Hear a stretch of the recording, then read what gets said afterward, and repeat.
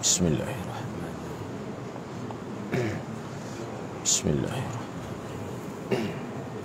Assalamualaikum warahmatullahi wabarakatuh. Alhamdulillahi rabbil alamin. Wassalatu wassalamu ala asyrafil anbiya'i wal mursalin. Wa min sayyiati a'malina man yahdihillahu fala mudilla lahu wa man yudlil fala hadiya lahu. Rabbi shrah li sadri wa yassir li amri wahlul 'uqdatam min lisani.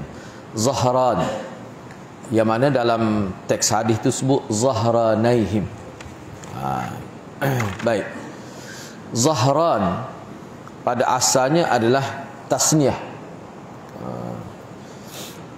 Zahrana. Zahrani lah, Zahrani itu dalam alif tu alif tasniah dikira. Zahrani yakni muslimani kita kata. Jadi pada asalnya adalah tasniah bagi perkataan zahrun. Kemudian dia dianggap sebagai mufrad. Di segi wad'inya selepas itu dianggap sebagai mufrad, yakni kata tunggal. Lalu dimasukkan alamat tasniah padanya, maka jadilah Zahranaini. Setelah ia diidhafahkan kepada dhamir, lalu dibuang nun itu, dan akhirnya dia menjadi Zahranaihim. Zahranaihim. Jadi perkataan Zahranaihim ini ia diguna untuk menyatakan perkumpulan yang ramai ketika mana mereka tidak kisah kalau antara sama-sama mereka tu membelakangi satu sama lain. Bila ramai ni kan, dah duduk satu tempat tu, hak ni paling kunyah, hak ni paling ni tak apa tu. Sebab kita lah ni masing-masing menghadap kiblat belakang. Tapi Zahranain ni dia mana duduk di satu tempat dalam satu komuniti lah, kita kata perkumpulan. Jadi duduk ikut-ikut silah, duduk cara hak ni ngadap aku tu, hak ni ngadap aku ni. Itu maksud dia. Itu maksud Zahranaihim. Jadi kalimah Zahranaihim ini maknanya ketika berada di hadapan mereka, ketika Nabi berada di hadapan sahabat, dalam keadaan duduklah lagu mana pun. Itu maksudnya. Tidak semesti semua kena ngadap Nabi belakang, tidak. Dia memberi maksud begitu. Dalam keadaan santai lah. Baik. Itu maksud Zahranaihim. Baik, nota kaki yang ke-63 ini berkait dengan ada seseorang yang datang ke cerita dia mari sampai masjid tu, dia parking untuk dia depan pintu masjid tu kan. Kemudian dia tanya sahabat, dia kata, mana di kalangan kamu ni hak nama Muhammad? Mana hak nama Muhammad? Parut dia tanya tu. Di kalangan kamu ramai-ramai ni hak mana hak bernama Muhammad? Dia tanya sahabat. Dia tidak kata Nabi Muhammad, Rasulullah. Dia kata di kalangan puak-puak demo ni ramai-ramai hak mana nama Muhammad? Yang mana pada waktu tu Nabi berada dalam keadaan nyenggeng dalam masjid, bertelekan, bukan dalam keadaan baring perut ke atas ataupun dalam keadaan meniarak, tidak, tapi dalam keadaan baring, maknanya satu lambung Nabi tu mencecah lantai lah. Itu maksudnya. Bila dia tanya gitu, maka sahabat pun kata, lelaki putih yang sedang bertelekang itu. Lelaki putih yang sedang bertelekan itu. Sebab kalau bahasa Kelantan kita duk nyenggeng lah. Duk nyenggeng. Maknanya nyenggeng ni mana? Sekali nyenggeng alik kanan, maknanya lambung kanan ni akan mencecah lantai lah. Itu maksud dia. Maka kami pun jawab, lelaki putih yang sedang bertelekan itu. Jadi lelaki putih sini maksudnya Nabi. Kita kata putih lagu mana? Asyik dia sebutlah supaya kita tidak, supaya pemahaman kita tu agak terarah. Putih di sini bukan semata-mata putih seperti kapur tu, hak kita panggil putih sepur tu. Bukan lagu tu maksud putih ni. Sebab dalam riwayat lain ada disebutkan dengan lafaz al-amghazul murtafiq, yang bermaksud putih merah, bukan juga putih kuning, putih merah. Ke arah tu. Cuma kalau bahasa kita ni, kalau putih kuning ni comel. Enggak, kalau bahasa Melayu kita tak apalah, maksudnya bukan putih sepur tu. Itu maksud dia nya. Baik, seterusnya nota kaki yang ke-64. Bila sahabat kata Muhammad tu laki putih yang sedang bertelkan itu, maka orang itu berkata, wahai anak Abdul Muttalib. Anak di sini dengan erti mana keturunan. Sebab tentu dah Nabi tidak anak Abdul Muttalibnya. Mungkin Abdul Muttalib ni tok dia. Tapi orang Arab biasa dia kecek gitu. Anak tu dengan maksud keturunan. Nabi SAW pun berkata, saya telah pun menyahut panggilanmu. Nota kaki yang ke-64 itu. Saya telah pun menyahut panggilanmu. Jadi sebenarnya apakah yang dimaksudkan qad ajabtuka? Sesungguhnya saya telah menyahut panggilan engkau. Adakah kata-kata ini bermaksud aku telah pun menyahut panggilanmu, atau ia bermaksud aku telah pun menjawab pertanyaanmu? Tentu sekali ia bukan bererti aku telah pun menjawab pertanyaanmu. Yalah, kalau kita kata aku telah pun menjawab pertanyaanmu, tak mungkinlah, sebab dia tak tanya lagi. Ataupun macam mana sebenarnya? Baik, tak apa, cuba kita tengok di sini. Kerana dhimam, jadi lelaki ni, hak dimaksudkan lelaki hak tanya mana hak nama Muhammad tu, ni lah Dhimam bin Tha'labah. Jadi Dhimam belum lagi bertanya apa-apa, tiba-tiba kata saya telah jawab pertanyaan engkau. Tak mungkinlah begitu. Jadi setengah ulama berpendapat makna qad ajabtuk ialah qad sami'tu, yakni qad sami'tuka, sesungguhnya saya telah mendengar, atau dengan makna insya'ul ijabah yang bermaksud saya telah bersedia untuk menjawab pertanyaan engkau. Itu maksud dia. Pendapat lain yang boleh juga diterima ialah kata-kata Nabi ini merupakan jawapan kepada soalannya yang pertama, iaitu ayyukum Muhammad, siapakah di antara kamu Muhammad? Ada juga setengah ulama kata Nabi jawab qad ajabtuka, ini maknanya aku telah sahut, aku telah jawab panggilan engkau. Jawab panggilan engkau tu terhadap persoalan yang ditimbulkan oleh Dhimam ni. Kalau dia kata ayyukum Muhammad, siapakah di kalangan kamu ni Muhammad? Setengah ulama kata itulah jawapannya qad ajabtuk. Sebenarnya Nabi SAW telah pun menjawab pertanyaan itu dengan kata ana. Bila dia tanya ayyukum Muhammad, maka Nabi jawab dah, ana, saya. Tu ada setengah ulama kata gitu. Setelah para sahabat sebut Muhammad tu lelaki putih yang sedang bertelkan gitu, maka Nabi pun jawab ana. Tetapi Dhimam ni tak dengar. Dia tak dengar Nabi jawab ana. Ada ulama kata begitulah. Sebab tu Nabi kata, selepas tu bila dia tak dengar ana, Nabi kata ana tu dia tak dengar. Sebab tu Nabi jawab qad ajabtu, aku jawab dah saat ni mu tanya. Seolah-olah begitulah. Tapi ada juga ulama yang mengandaikan bahawa Nabi SAW tidak menyukai cara yang kasar daripada penanya tadi. Lalu baginda menjawab seolah-olah dengan merajuk, aku telah menjawab pertanyaanmu. Tetapi andaian ini agak jauhlah tidak tepat. Kerana Nabi ini terkenal sebagai seorang watak yang lembut dan berhalus, sehingga kan orang yang kencing dalam masjid pun Nabi tidak halang. Bahkan Nabi halang sahabat dia daripada apa-apa ke orang itu. Kayak dalam cerita, dalam hadis kita jumpa dah sebelum ni, ada orang Badui mari kencing dalam masjid, sahabat nak pukul lah, buat apa kau ajar kencing dalam masjid. Anak kata jangan-jangan biar dia kencing puas. Kalau hamba dia, kalau dia lari rata biar air kencing. Lepas tu Nabi suruh jiruh pada tanah, pada pasir tempat orang Badui itu kencing. Banyak pula tubik hukum pekoh situ. Tu kan. Maka terjemahan yang sesuai boleh juga aku telah menyahut pertanyaanmu. Jadi makna kalau mu nak tanya apa-apa, aku bersedialah, maksudnya. Baik, seterusnya nota yang ke-65. Jadi bila Nabi kata gitu, maka lelaki itu pun berkata lagi, saya akan bertanya engkau dan saya akan keraskan soalan saya terhadapmu. Janganlah pula engkau terasa hati.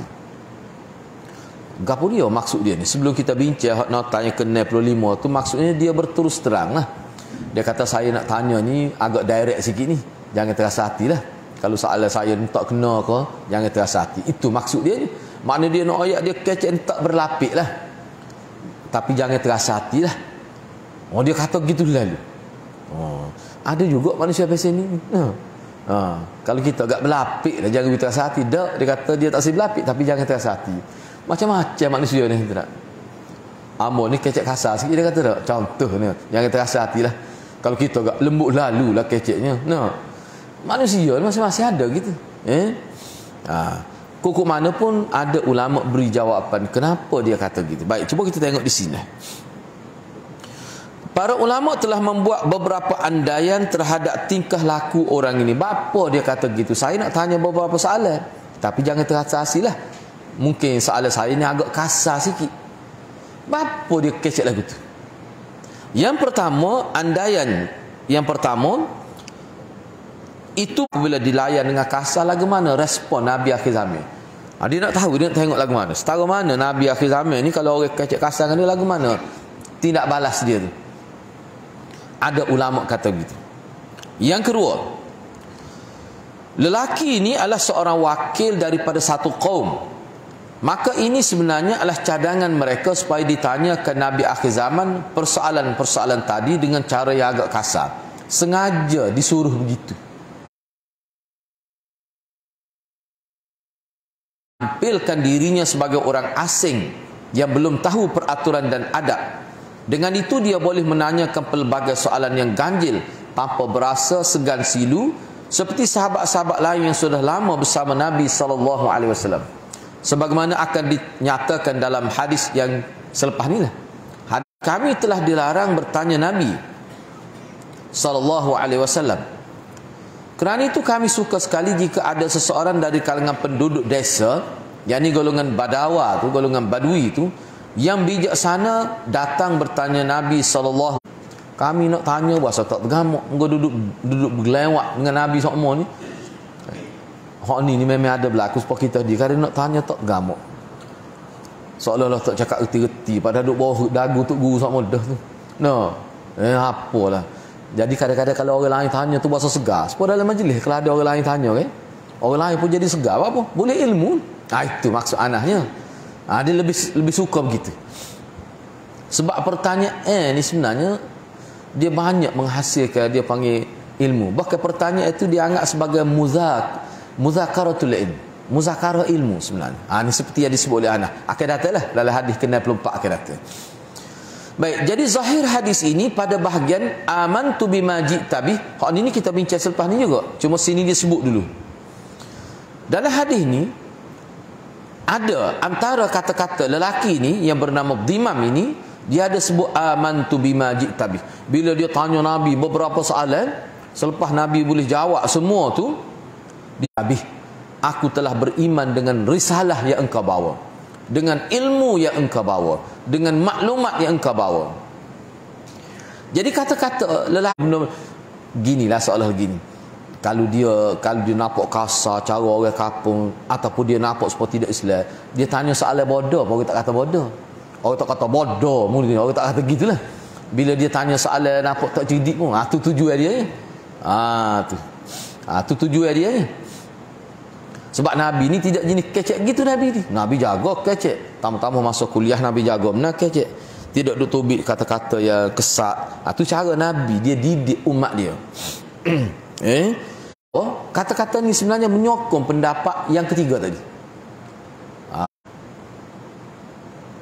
Menjadi bukti kepada orang yang bersetuju dengan andaian ketiga bahawa dia adalah seorang yang sudah pun beragama Islam pada ketika itu. Ini juga adalah pegangan Imam Bukhari, Al-Auza'i dan lain-lain. Dia Islam, cuma dia menampakkan seolah-olah kalau Islam pun Islam tak tahu gapo. Tujuannya supaya Nabi jawab ni, Nabi mengambil kira keadaan dia tu. Kalau saya nak bakal tanya Nabi, benar lagu tu tak tahu. Sebab ada ayat sekala dah, mesti Nabi kata gitu. Kalau saya nak bakal tanya, kalau saya nak bakal tahu kena tanya tu. Orang-orang lagu ni tanya, Nabi akan jawab, kita ambil kira tu biar dia faham molek. Hak basic kita ayat dia. Tu dia nak tu. Mungkin untuk dia tahu dah. Mungkinlah. Itu maksudnya. Antara bukti lain lagi ialah dia tidak meminta Nabi SAW menunjukkan mukjizat. Tetapi hak ni tak kuat pendapat ni. Kerana tidak semua orang yang belum Islam tu dia minta Nabi tunjuk mukjizat. Tak mesti gitu. Sementara dia tidak minta mukjizat kan? Nabi lah pernah pergi ajadah dia. Cuma dia mari nak buat pengesahan, betul ke gini-gini. Memelah utusan engkau telah datang, telah sampai ke kampung dia. Dalam riwayat lain. Baik, tak apalah, cuba kita tengok. Jadi mukjizat tu hanya diminta oleh orang-orang yang lemah akal dan tidak dapat menerima Islam kerana keras kepala ni. Kerana keras kepala, kerana degil lah maksudnya. Orang berkenaan pula adalah seorang yang cerdik dan dipilih oleh kaumnya untuk datang bertanya. Jadi tidak sesuai sebagai seorang yang cerdik akan meminta mukjizat dari Nabi, seperti orang yang enggan menerima Islam tanpa melihat terlebih dahulu mukjizat. Sebab imam ni bukan orang bodoh, orang cerdik. Sebab tu dia menjadi wakil kaum dia. Mungkin tanyalah, kalau orang tak cerdik, tak okeylah masyarakat dia wakil ke dia untuk pergi tanya Nabi tentang agama. Makna dia ni orang pintar. Ya? Pak tu andai tu. Jadi untuk mengatakan dia seorang sahabat yang telah memeluk Islam pada ketika ni, ketika berlaku kes ini, kalau nak kata dia ni Islam dah, tidak sesuai lah kalau kita lihat kepada soalan yang dikemukakannya dalam hadis selepas ini, iaitu soalan tentang pencipta langit, siapa pencipta langit, pencipta langit, bumi, bukit bukau, dan yang meletakkan segala manfaat pada bumi ini. Selain daripada itu, lelaki ni juga kata, ni Rasuluka fa akhbarana annaka taz'um. Ni atana Rasuluka fa akhbarana annaka taz'um.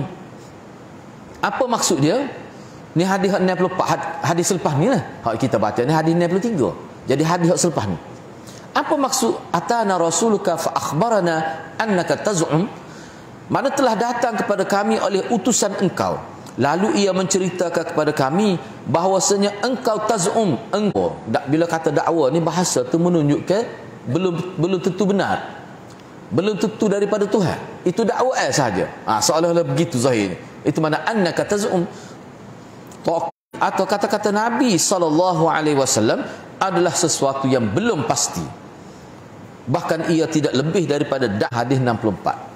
Imam Abu Daud juga berpendapat orang yang datang bertanya Nabi SAW dalam hadis ini dan hadis selepasnya belum Islam lagi pada ketika itu. Ini kata Imam Abu Daud. Jadi Imam Abu Daud bila dia berpendapat bahawa imam ni pada waktu ini tak Islam lagi, maka hadis ini Imam Abu Daud letak di bawah tajuk Babul Musyrik Yadkhulul Masjid. Orang musyrik masuk masjid. Dia tak tajuk tu. Maknanya hadis ni dia masjid tu orang kafir. Ada setengah masjid tu orang kafir buat. Bila siap dia tak boleh masuk. Waktu antara benda pelik di dunia lah. Ya ayyuhalladzina amanu innamal musyrikuna najas fala yaqrabu. Ana sebut secara umum saja. Ada seorang ustaz tu berkuliah. Yalah ustaz ni dia sebut ni berdasar pada adalah dalam kitab ulama sebut itu ada, bukan tak ada.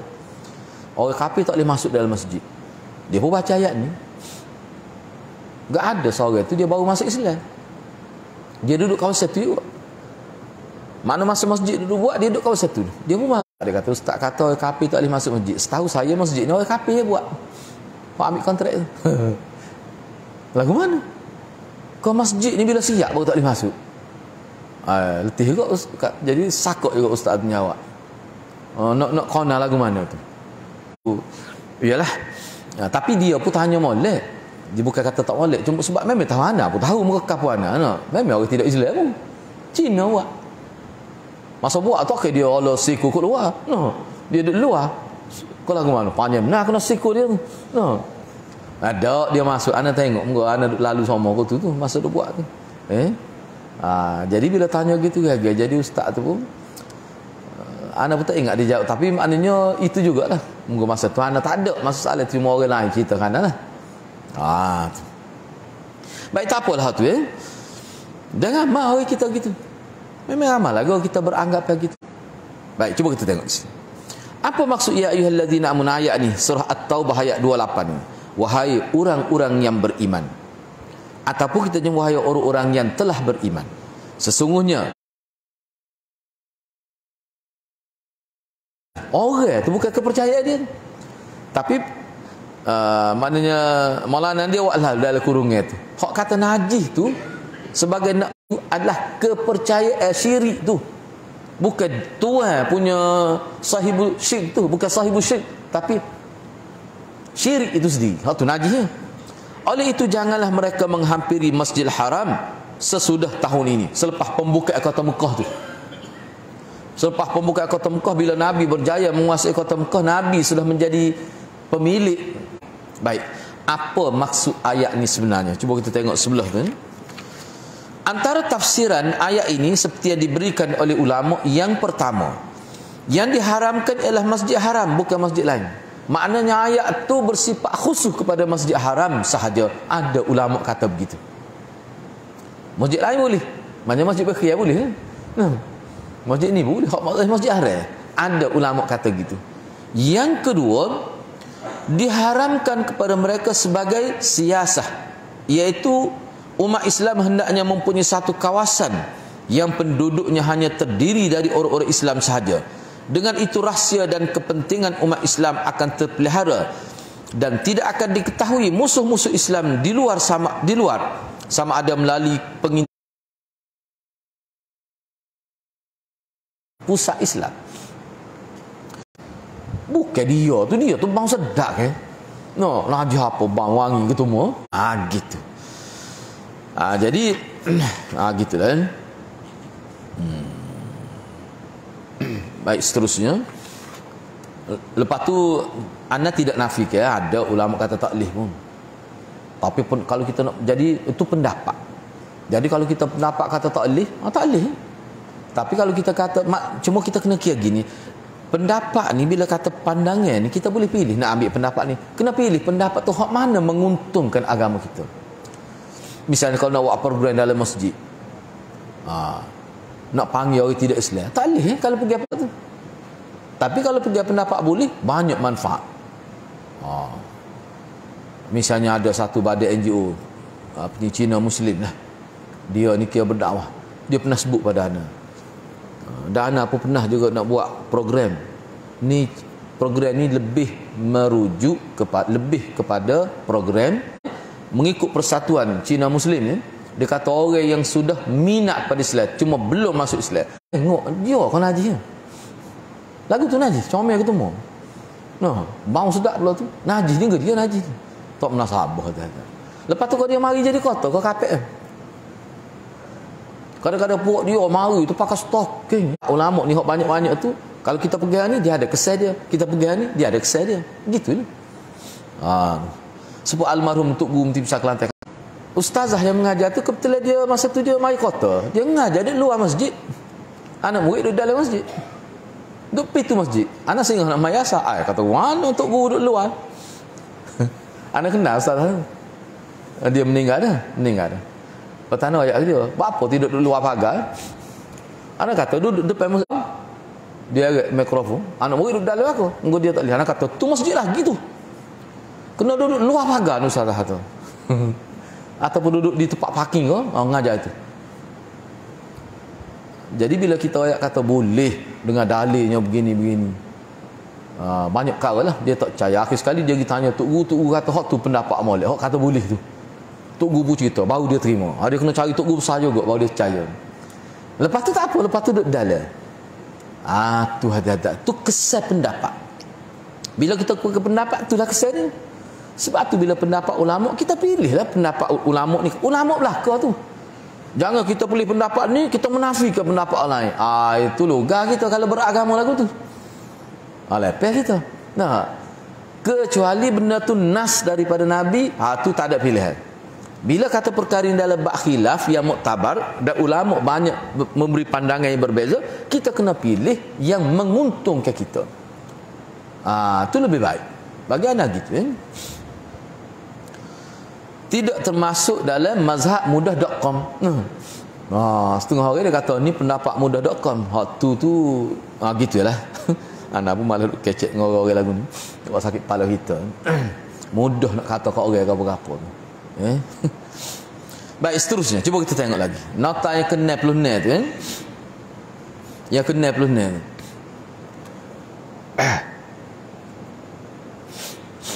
Bila lelaki ni tanya Nabi beberapa soalan dan Nabi jawab, maka dia pun kata, cuba tengok terjemahan tu, baris yang ketiga daripada bawah. Maka orang itu pun berkata, saya, inilah tadi amantu bima ji'tabih, saya beriman kepada apa yang dibawa olehmu. Saya beriman kepada apa yang dibawa olehmu. Apa maksud? Zahir perkataan amantu, kalau kita terjemah secara harfiahnya, telah beriman oleh saya. Itu makna terjemah secara harfiah. Maknanya saya telah beriman. Jadi pertanyaan dhimam hanyalah sekadar untuk mengambil pengakuan dan lafaz Nabi saja. Zahirnya nampak gitu. Oh saya, seolah dia kata bila dia tanya Nabi gini, Nabi jawab, dia kata, oh, saya beriman dah. Seolah-olah begitu. Maknanya sebelum dia tanya soalan kepada Nabi tu, dia beriman dah. Tu zahir perkataan ni. Bagaimanapun, perkataan amantu bima ji'tabih ini, kalau nak terjemah, boleh juga diterjemah dengan insya'ul iman. Maknanya saya sudah bersedia untuk beriman. Maknanya tak beriman lagi. Jadi kalimah amantu tu boleh terjemah dua bentuk. Boleh terjemah dua bentuk. Amantu bima ji'tabih, maknanya saya telah beriman. Hatu hak zahir. Kalau kita ngajar harfiah, kita akan terjemah gitu. Boleh juga dari segi ilmu ma'ani, ilmu makna, amantu di mana insya'ul iman, mana saya telah bersedia sekarang ni untuk beriman. Dia boleh terjemah gitu. Dia ginilah mudahnya kalau untuk mudah faham. Ada kadang-kadang fi'il madhi ni digunakan dengan baru nak buat. Qad qamatis salah. Qad qamatis salah. Kalau terjemah harfiah ke mana agak? Kalau orang ngaji dari segi bahasa, qad qamatis salah. Qama tu kan fi'il madhi. Qad sesungguhnya telah dilaksanakan salat. Laksana wana baru duk bertusah ni. Situ zahirnya gitu. Kalau zahirnya qad qamatis salah, qad qamatis salah. Kena sebut malik sebab ada juga anda dengar Tok Bila sebut qad qamatis salah, ti qad qamatis salah. Ti tu salah, kena tu. Sebab dia jadi fa'il pada qamat.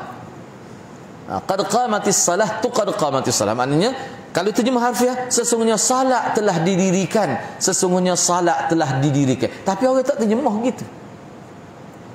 Dan kenapa salat yang akan didirikan digunakan fa'il yang telah fa'il lampau, fa'il yang telah berlaku seperti di sini.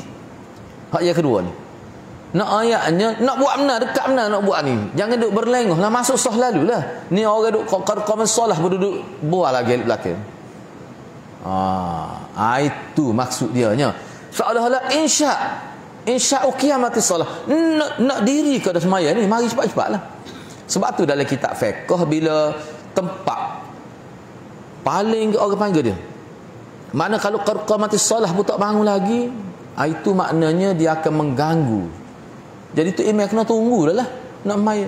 Sebab nak semaya ni Nabi dia betul dulu seorang bersedia baru dia akad takbir. Ni bila qamat salah tak bangun lagi, dia akan terganggu. Imam kena tunggu. Itu makmum kena kerusuh tu makmum tu. Ya kalau lagu tu. Makmum tu kena kerusuh. Awak tahu tak? Sebab tu setengah ulama kata tu imam qamat tu bangun lalu hak molek. Ada juga yang kata gitu. Bila tu imam tu bik tu, dia kena bangun lalu. Ramai ulama kata gitu. Dah sahabat ramai buat gitu. Kalau tidak takut jadi terganggu. Tama-tama kalau ramai kan. Jadi tu imam kena tunggu betul sah belaka dulu. Sebab apa tu? Sebab makmum petat. Petat. Nah. Tu bahasa Kelantan tu. Tapi dia tak nyata ta tu di ujung tu. Petak gitu ya. Talih gitu. Talih gitu. Itu termasuk adab juga tu. Disebut dalam kitab. Baik, tak apalah. Cuba tengok lagi di sini. Ulama yang tidak menerima penyampaian hadis melalui cara baca. Kena ingatlah hak kita ada bincang ni hak sebelum ni dalam tajuk tu kan. Dhimam bila dia tanya Nabi. Dia tanya Nabi ke salat. Padahalnya Nabi tidak sebut suruh. Dia kata, betulkah Tuhan Allah menyuruh Tuhan suruh kita semaya wajib fardun, betulkah? Ya, Nabi kata ya. Tapi dia klik rakyat ke masyarakat dia, Nabi Muhammad telah memerintah ke kita salat.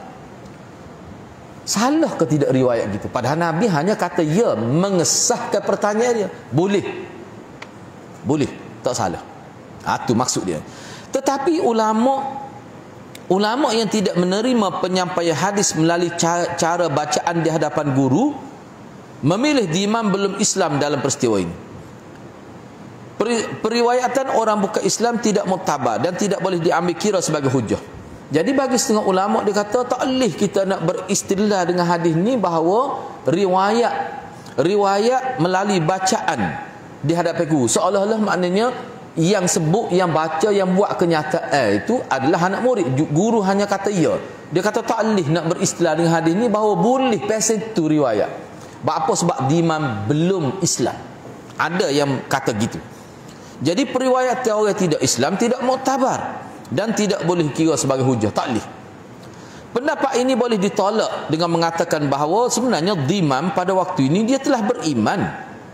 Imam beriman selepas peristiwa ini, dan dia semasa dia menyampaikan perutusan ini kepada kaumnya, dia telah beriman. Kalau kita terima masa dia tanya dia tak beriman, tapi masa dia sampaikan maklumat kepada kaumnya dia beriman dah. Orang kata Nabi suruh kita buat gini, padahal dia tanya, Nabi kata ya je. Tiba-tiba dia kata Nabi kata suruh buat gini-gini. Sebenarnya dari ulama terima Imam Bukhari pun terima cara riwayat gitu.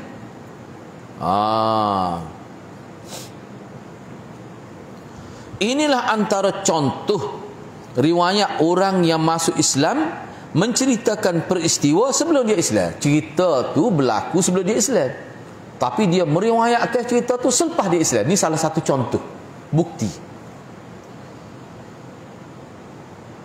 Jadi riwayat orang seperti ini memang diterima. Jadi Imam Bukhari pun terima. Sebab tu dia masuk dalam tajuk dia tu. Seperti yang telah berlaku dalam kisah Abu Sufyan dan Heraklu. Kan Abu Sufyan masa dia berhadapan dengan Heraklu tu, kan tak? Masa tu dia tidak Islam, tapi dia riwayat cerita tu selepas dia Islam. Tu tak ada masalah tu. Banyak contoh lagu tu. Ataupun ni hak imam ini. Baik. Kemudian antara pengajaran, panduan, pedoman dan hukum hakam yang terdapat dalam hadis ini kita bincang minggu depan insya-Allah. Sebelum kita pindah kepada hadis yang ke-64, kerana hadis yang kedua, hadis yang ke-64 ni sebenarnya masih lagi ada kaitan dengan perbincangan ini lagi. Jadi kita berhenti setakat itulah dulu. Jadi minggu depan ni kita akan bincang kesimpulan hadis ni. Mudah-mudahan Allah SWT berkati kita semua. Aku qauli hadza wa astaghfirullahal azim li wa lakum. Wassalamualaikum warahmatullahi wabarakatuh.